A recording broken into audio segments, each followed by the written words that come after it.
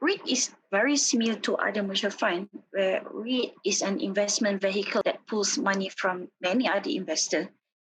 It owns and manages income-producing commercial real estate, shopping complexes, hospital, plantations, hotels, and also office blocks.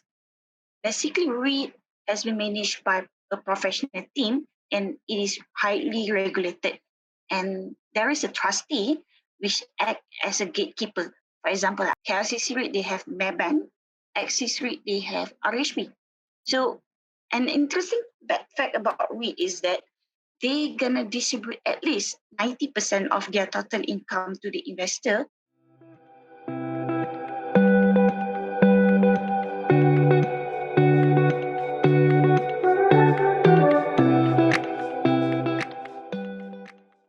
If you're talking about young investor like me, myself, our real first concern is going to be what kind of investment with limited amount of money.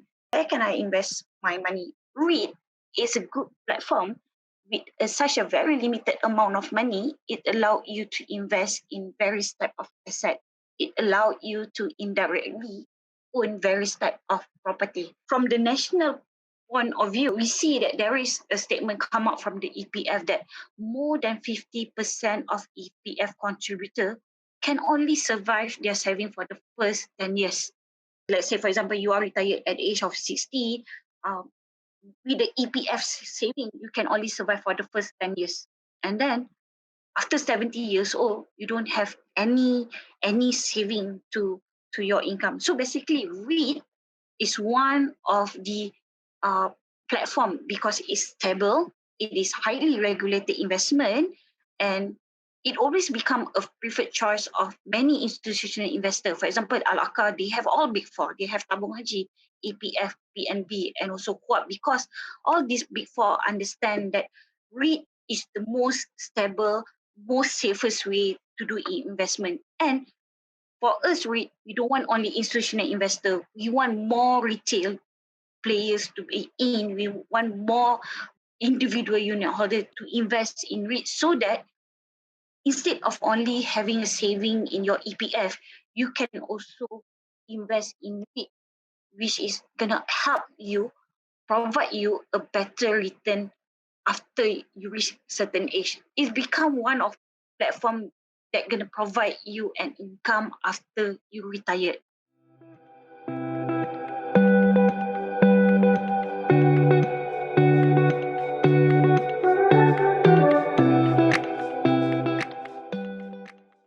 We have two type of REIT, which is first is a listed REIT, the one that are traded in Bursa Malaysia.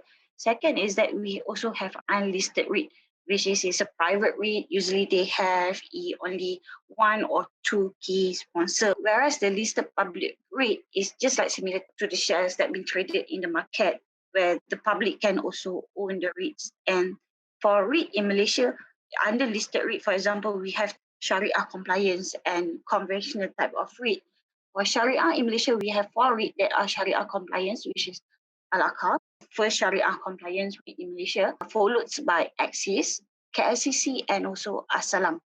And the REIT, some of the REIT is a focus type of REIT. For example, Al-Aqar is being focused in the healthcare REIT. Some of REIT, they goes via diversified. For example, Asalam, they have F&B, they have malls. Axis REIT, they have office, they have industrial.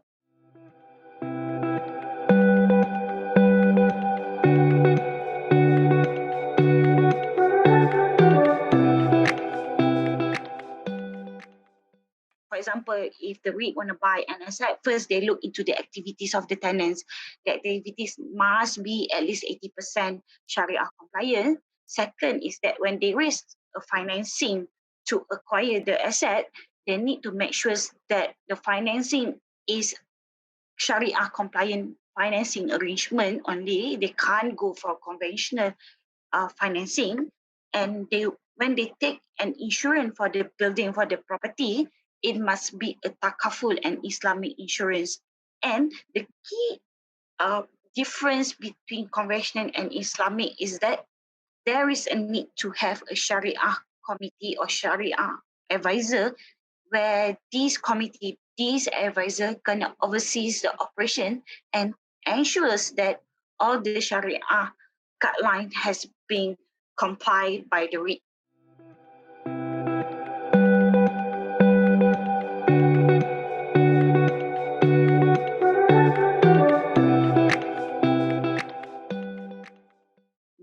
If you're talking about direct property, in general, it gonna require high investment cost. It will provide you a stable and good return. Whereas if you're talking about a property developer, means like you're buying equity in the property developer company, of course it's gonna require you low investment cost because you just need to buy equity in the company, but it's very uncertain in terms of the return to the short term and medium terms. Whereas if you are talking about REIT, you're gonna require a low investment cost, but it gonna provide you a stable and good return. As a starter, if you have a very limited amount of money, you just start your life, for example, at the age of like 22, 23, you don't have 10,000, you don't have 20, 30,000, you can start with buying a REIT because it's provide you a low investment cost, but it's going to provide you a stable and good return. For example, if you have 2,000, you buy a REIT. For the first 1 years, 2 years, you go with REIT. You get a return from it, and in the same time, you develop your own money. You can start diversified. 50% goes to REIT, 50% goes to developer. One of it, both are providing you with a low investment cost, but one of it give you a stable and good return. At least you ensure that 50% of your investment gonna definitely give you a return. Whereas for another balance, 50% is very uncertain. So you are managing your risk in a very diversified way. While when you are reach like certain age, when you already have more money, of course coming from your salary and also income coming from your REIT investment from the property development, you can start owning a asset. Depend on what stage of age you are. You start with a low investment cost and then you start moving into high investment cost when you reach at a certain age. And another thing is that REIT have a professional teams that gonna help you, that gonna ensures that the asset that they're buying is a good asset. By having a unit in REIT, is give you two things. Satu, you can learn how the stock market is. Second is that it allow you to learn which property is good to be invested. Then only you move to property developer.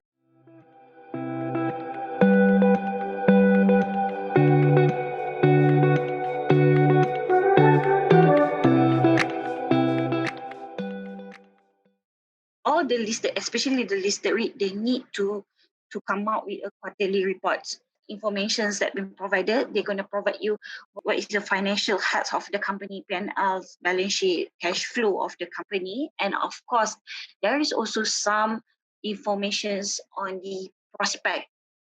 What is the manager's views on the healthcare industry is, what is the manager views on their key sponsor is, so that is going to provide you a better insight what is a current performance, what is the future expected trend that the manager going to predict from the investment of the REIT itself. As the unit holder, you're going to get a direct information through a quarterly report, and you will be able to get an indirect information from the investment bank through the analyst report.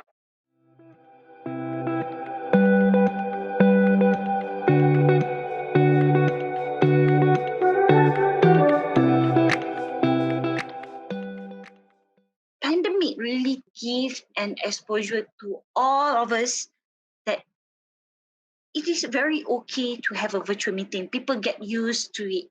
And it's really changed the perceptions. It really changed the demand to the market itself.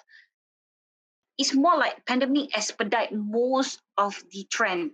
I'm taking an example of Alaka. Virtual healthcare. It, it's not that it's not there. It's there already. It's just that people are not getting used to it. That one if you're talking about technology. But in terms of like previously we only goes to the hospital when we sick, but pandemic teach us like there is a need to have a prevention. So the demand, for example, for healthcare itself already changed. They are looking into pre and post hospitalizations. And same goes to the retail. Previously, people used to go to the mall. Nowadays, people getting used to buying through online.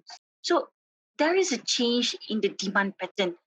The problem with us REIT is that most of our lease is a long-term lease. I believe that most of the REIT, they know that there is a involvement in the demand pattern. They know that they need to have a look on their tenant profile, and they also need to ensure that the digital transformation has been incorporated in their asset profile. First is in terms of their asset acquisition expansion plan. They need to ensure that the future asset that they are buying fit into the demand. Second is that they need to ensure that the current existing building has been repurposed, repositioned to fit into the demand. And third is that there is a need to have a stakeholder engagement.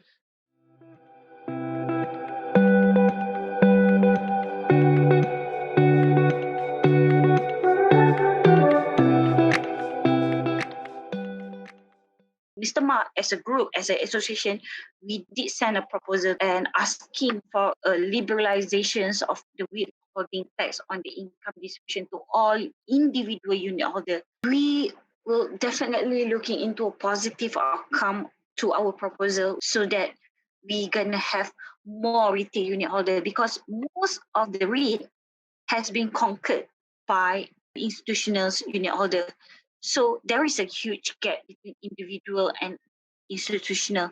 So we want to encourage more retail unit holder to come in to invest into REIT, and we are hoping that the proposal has been accepted